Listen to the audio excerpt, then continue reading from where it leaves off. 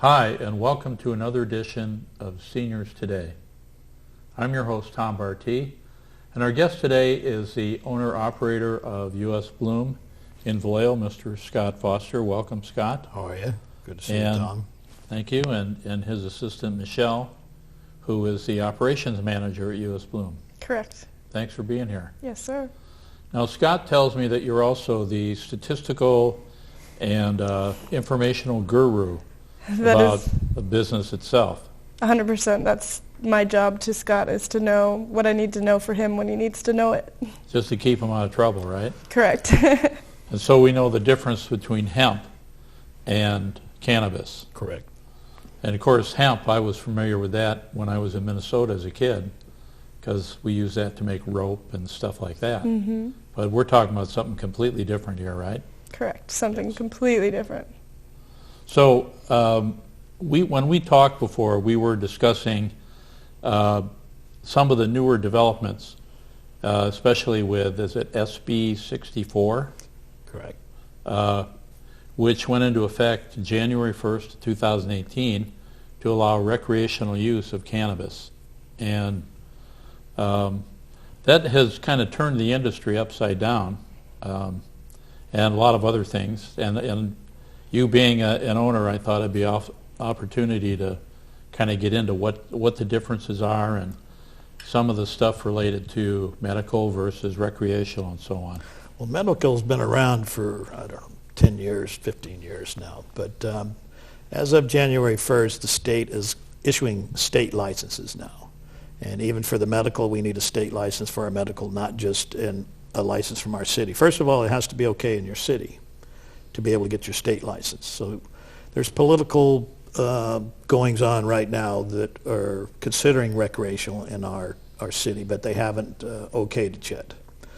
So even if we get a recreational license from our city, then we'd apply to the state and they would issue that, and then we could do both. But at the moment, we're asking people to go out of town at the moment, which is not good for City of Vallejo, because City of Vallejo gets 10% off the top on their Measure C tax. So when our money goes down, their money goes down as well.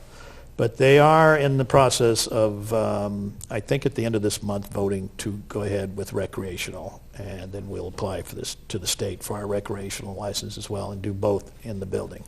So you're suggesting that because the city hasn't implemented the ordinance yet, that we have people illegally coming into the city selling recreational?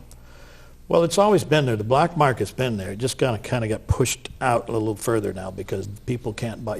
With the adult use or recreational, whichever you'd like to call it, you can just walk in with your driver's license and just have to be 21 years of age, and you can buy it. But now we don't have that available in the city of Vallejo at the moment. So that kind of pushed people back into the black market and pushed them into other cities, because some other cities in Oakland, San Francisco, San Jose have already okayed recreational. So you can have both in each building now.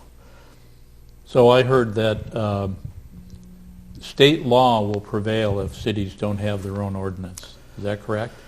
In a way, yes. First of all, your city or your county will have an ordinance, and they will dictate how many clubs or how many dispensaries or recreational they'd like to have for those who've waited this long, like say Benicia, for instance. If they say there's only 2, then they'll only allow 2, and how many cultivation sites, whatever. They'll dictate that, and once they have that set in place, you'll get a license from the city, and then you can go to the state to apply. You cannot apply to the state without the city's okay. Now, when you get into unincorporated areas or places where there is no city ordinance or there is no county ordinance, then you can apply to the state to see if you can override the cities. But they're leaning more towards cities and counties being in charge. They don't want to rely, because it's different in every city and every county all the way up. There are 46 counties in state of California, and I don't know how many cities. So everyone 58 counties and 495 cities. Well, there you go. You would know that. You're the statistic guy. So in any case, they don't want to rewrite the laws for the entire state. They kind of just would rather the locals take care of it, and come up with an okay from your city or your county, and then they'll okay at the state level. Now, everything they're okaying right now is only 6 months. Come June 30th, these are all temporary licenses. Now, these licenses, they're going to take a look at. They're going through all these dispensaries, all these cultivation sites, all of these distribution sites, everything that pertains to this industry, manufacturing, cookies, whatever it is, and making sure you're running it by the book, and you have your POS systems, and you're paying your taxes and doing what you're supposed to before. That's after your city's okayed it, and you have your temporary from the state. Now, you may not get your full license come June if they say, look, you're just not running it the way you should be.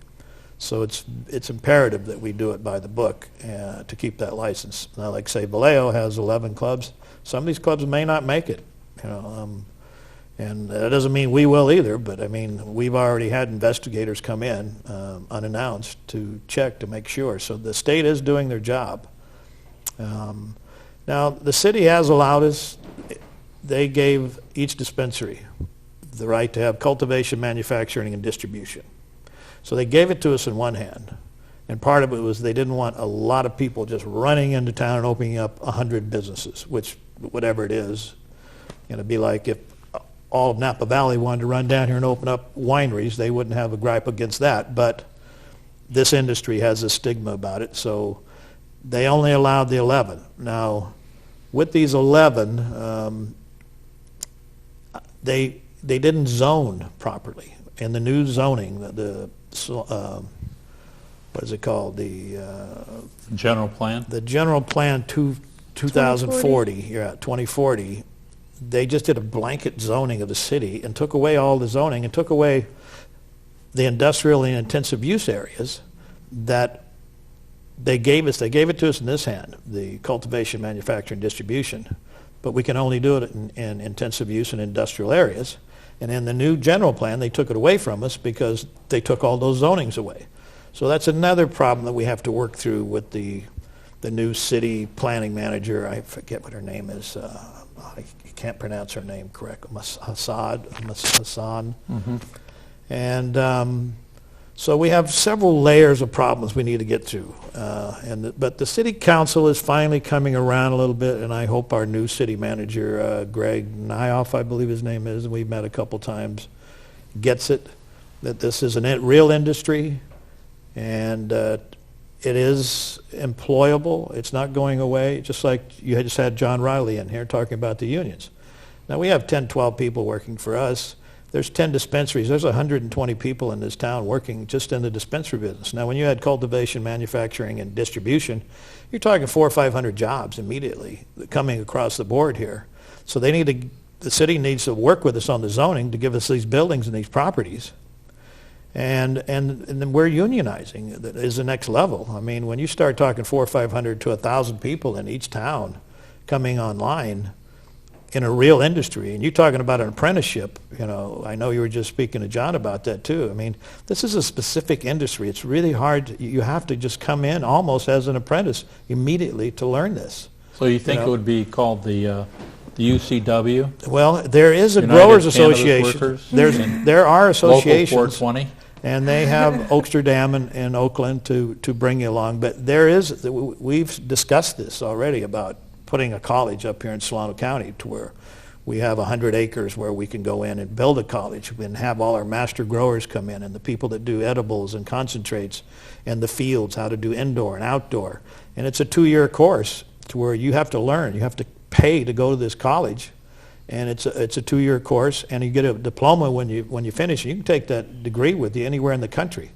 And you can learn specific parts of this industry. So that's the way we're trying to head, so that we just don't have people just filling out. It's more professional. Yeah, when they come into the industry, we know the degree, the level of where they are in the industry, if it's working behind the counter, or if it's a grower, or if it's a manufacturer, or if you're cooking or making edibles, or you're making whatever it is you're making.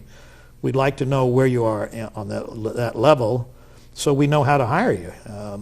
Right now, the industry is just kind of hit and miss. I don't know how many people do we. By the way, my whole club is all women, by the way, and it's not by choice. We tried to hire guys, but it's all the women run the whole place. I'm the only guy down there, me and the guards, but it is open to women. I mean, and they're really better at it. But say how many people you think we go through to get one good person? Honestly, about 1 in 30 end up working out, considering the amount of knowledge you need to know, and we want to pass along information that is obviously valid and not have them come back and say, that's not what I was told or something like that. Yeah. So it's really hard to find a good, hard worker, especially trustworthy. It's not easy. In fact, they have to pass tests to even come to work, to get For them you. to yeah, Correct. you know, We test Cannabis them. 101. It's a 20-page document that you have to know just to be able to start working there. And you have to keep taking tests every couple of months so that you can move up to your pay grade. You know, that's how they move up to their raises. But in any case, what were we talking? I know there was an article in the paper yesterday about the medical versus the recreational, so I just wanted to address that. It is coming. It really doesn't make sense. It's just the stigma of the industry. It really is. I mean, and once in a while, I'll get into these discussions with politicians, and they'll say, "Look, you know, we don't want to get into the middle of this. You know, they don't want to commit political suicide. You know, and they just can't get past the stigma of this. I mean, it's Do you just. think that the medical marijuana will evolve I to think, stay alive I with think it will. recreational? Personally, I believe so, very much so. And I believe it will too, because there is a need for it. But I think that the recreational will outweigh it by 3 to 1. So what would be some of the things that would be an offshooting of this, the implementation of recreational, in terms of medical changing? Would it be more towards the strains that are more CBD and less THC, or it'd be something like that? Yes, I also believe it depends upon the percentage of the THC, considering people are going to need higher end THC if they are medicinal patient, as opposed to someone who's just doing it for recreational needs. And it's really hard to find pure CBD nowadays, at least for a normal price. So that market is going to expand significantly, considering the amount of money that's going to come in there. So what do you consider pure CBD nowadays? 99%? 99.9, I'd say. That's pretty pure. Yeah, but it's hard to find. Oh, okay. Well, they'll say the mainstream CBD, the high end. The highest one that's available to the California market at the moment is a 30 to 1 ratio, meaning 30 milligrams of CBD it's per 90 1 milligram. 97 or Correct. 96%. That's the most easily available in California markets right now. And what is that used for? Cancer patients and seizures. Okay. Those average around $500 per around 5 ounces. Wow. Is that covered by health care? Not at all. So people are paying that kind of money for Correct. in fact, some people lose their insurance by coming in If they have a state card, you have the ability to lose your because you have doctors that medications you're under and- insurance, and your doctors have you doing chemo, and then you come in and say you're taking this product. They'll tell you you're going to lose your insurance. We're giving you these drugs to take. We don't want you taking that drug. Yeah, So well, because it's federally against the law. I've heard that some of the HMOs have been kind of modifying those guidelines a little bit with the implementation of recreational. Because I heard one HMO was people that were taking other kinds of painkillers like Vicodin and stuff like that were being told that they can't do both at the same time. And they were taking away their Vicodin prescription Correct. if they admitted to smoking marijuana or using it. And I heard that that was easing up a little bit. It really depends on the doctor, honestly. We have some patients who are real cancer patients who really are terminal. They have less than 6 months to live, and they have been threatened to have their medications taken away if they continue to use medical marijuana. And we also have patients who are diagnosed with brain tumors but are encouraged by their doctor, keep doing whatever you're doing, because whatever you're doing is at least helping in some small way. Yeah, some of the product, even for terminal patients, it does stimulate your appetite, which helps you eat, because most of these people that are on this chemo, they don't care to eat, or their bodies hurt and they want some pain relief, so it helps in that way. And then we've had patients come in, and I don't want to say their names, but you know a couple of them that have passed away that came in and said, look, I'm going out. I just want to relax, and I want to laugh, and I want to be upbeat. because there's two types of, you can add CBD with THC, and the THC has two types. It's an indica or a sativa. Indica is down, relaxation.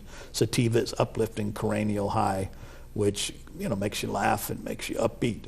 And we've had both type patients come in that say, look, I just want to be medicated and fade on out. But then there are other patients that come in and say, I want to be medicated, but I want to be uplifting. I just don't want to go out on a bad note. I want to laugh my way out of here. So it's not like a cure-all. It's more of a keep you comfortable type of thing. Right. Yeah.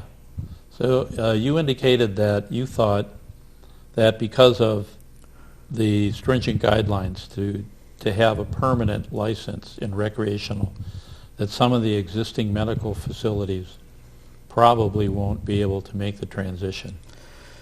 Yeah, we'll use Vallejo for instance. I mean, there are clubs that have been operating close to the line, let's say. I don't want to bad rap them, but, and they weren't even using POS systems. They weren't even, they weren't regulated. The city didn't have enforcement, and that's one big thing about, I'm hoping for Greg Nyoff, is he's big on police and fire. And at our meetings, he's going to up enforcement, and I welcome that because we need that.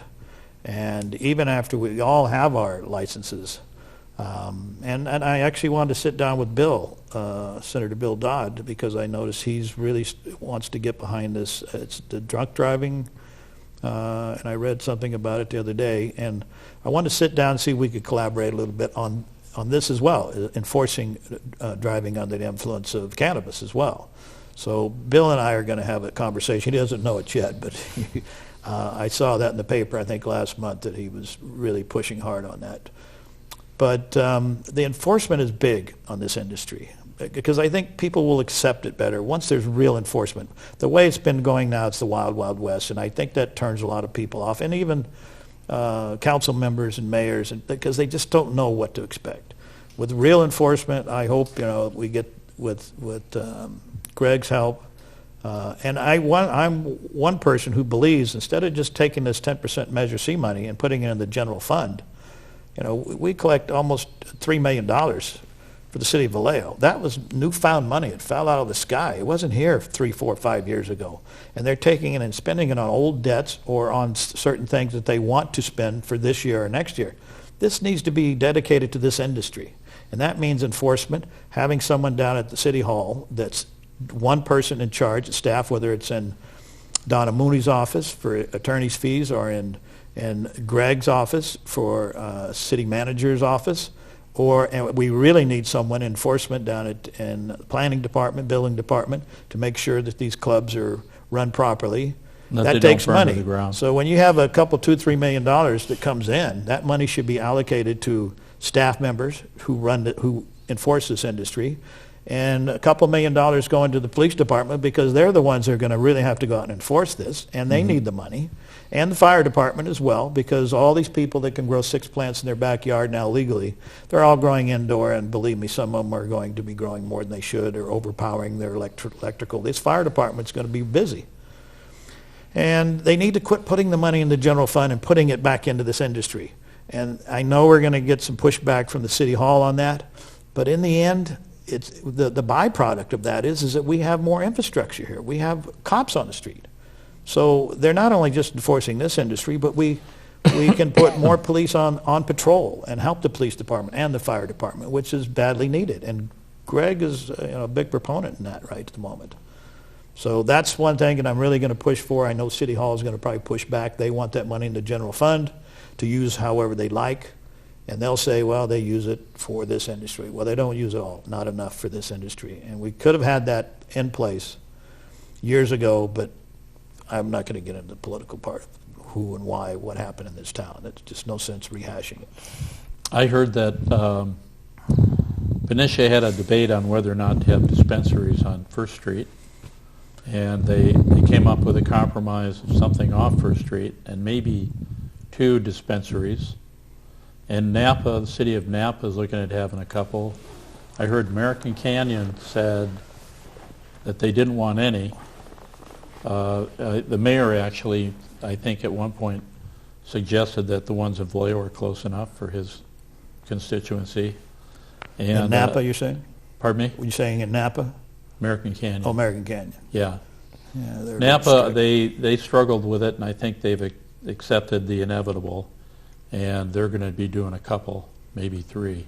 Well, Napa and American Canyon resisted for a long time because they sell booze up there. You know, they got enough problems. In fact, they did a survey a couple of years ago to find out how many people got pulled over on the way back from Napa Valley. You know, all the tourists, and what the percentage was. That it was 78% was Napa people. Yeah. And it wasn't the tourist. And so they have their own problems up there, and now they don't want to add smoking cannabis and drinking, but you know, it's inevitable, like you say. It's a real industry. In fact, this industry is going to dwarf the wine alcohol business, you know, combined. It's usually you can get more crops in a year if you're doing outdoor. You can get in 4 to 5 crops if you do an indoor. The lease on the property is 10 times higher than any other leases, so it's a plus for your city or our city. Plus, they get 10% off the top. There's no tell the wine industry, give me 10% off the top. And then you also earlier suggested that in Sonoma County there's some vineyards that are tearing the vineyards out and replacing it with Sonoma is way ahead of the curve. They're doing events now, cannabis and wine events combined up there. They're thinking forward. They have a little vision. Solano County, I know that Aaron tried to help out when they voted on how many plants could be planted in people. You know, each person could do 6 plants. The county supervisor said, no, we only want 2. I think they settled on 3. You know, that's for any individual. Now, why? Now, the first time that they have to, someone calls in, the neighbor calls in because you have 7 plants or 4 plants. Now the police the sheriff's got to go out there. Now he's got to enforce that. Now he's got to take that plant into custody and put it into the system. He's got to get a court clerk, get a county clerk to get you a court date. And by the time they get through screwing around with that, the first time they have 2,000 of these show up in the court, the judge is going to say, who made this decision? You know, I mean, you can't clog that court system up with that. So they'll loosen up a little bit, and I just hope that, you know, they get the industry and have a little vision and think 10 years out from now. This is not going to be a big deal. Once the enforcement's in, it's no different than running a winery in Napa Valley or a dispensary or a brewery or, you know, I mean. Well, you know, the interesting combating views on cannabis, where you start, federal says no, state says yes. That affects banking. I was thinking just now that manufacturing, are they impacted by OSHA and by FDA? You know. Yeah, we have to follow OSHA. 100%. So are you subject to Cal OSHA? Yes, we are. And we have an HR that deals with everything OSHA. Yes. And so they do inspections and. Yes, they do. How about the people that make I mean, I've seen soda, cannabis soda, gummy bears, cookies. Those are no longer in the market. Gummy bears are attractive to children, so they've been changed, as well as soda. The new state law for California states you must be selling only edibles that have 100 milligram cap, 10 milligram increments, and there's no way to section off a liquid like that unless it's tincture. 100 milligram cap? Yeah, so no for edible. One for any package? type of edible, correct. So it could have 10 milligram. Correct. And it has to be incremented into 10 milligram increments, yes. Where it used to be, we could sell 1,000 milligram in one package. Corova bars. Yeah, I think somebody showed me 760 no longer milligram That's Rice no longer Krispie available bar. anymore. No. So therefore, liquids are not a common form of medication anymore. And part of that is to protect the new people coming in, the people that just want to try this on the adult use. They don't want to get into edibles that they don't know what they're talking about.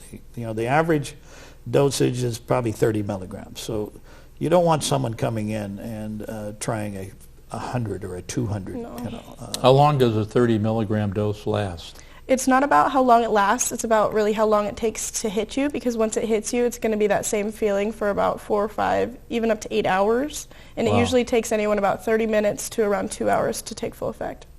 So if somebody goes, here, just take a quarter of this, and then you take it, and You should And then be. a half hour later, you go, I don't feel anything. I'm going to eat the whole You need to thing. wait 2 hours. All Yeah, of a that's sudden- not a good idea. Yeah. And everyone's got one of those stories about Everybody someone that has a they- story like that. Yeah. about how their aunt or somebody made them some brownies and they really got high. Now, that's no more. You know. Everyone's had a bad high, and a lot of people who become paranoid or have a problem with marijuana usually just don't try the right dose. It can really benefit anyone in multiple different ways as long as you have the right dose, the right edible, and the right product for your need. And that's why it's very important to come into the dispensary and talk with the patient consultants and let them discuss with you what it is you're going to be using this. Is this just something for recreational? Are you going to be at a concert? Are you just going home? Or how do you want to use this? Do you want a little more indica for down, or do you want a hybrid, or you want a sativa? And then speaking to the patients that really need it for cancer or for whatever ails them, they need to know their dosage as well. So we have 1 minute, and I have two quick questions. One is, or one statement is that a lot of people have come to me that have lower back pain and stuff like that, and they have said that the CBD has been really excellent at resolving the pain issue. And so, for our audience, the seniors that might be reluctant to get involved, going down to your place where we have an expert and people that really know the chemistry behind it and dosages and impacts and stuff like that, that's really important. Correct. Right. Yes. Yeah. That's why they need to be educated, and we upgrade them on their pay scale. That motivates them as well, so that they have the answers there.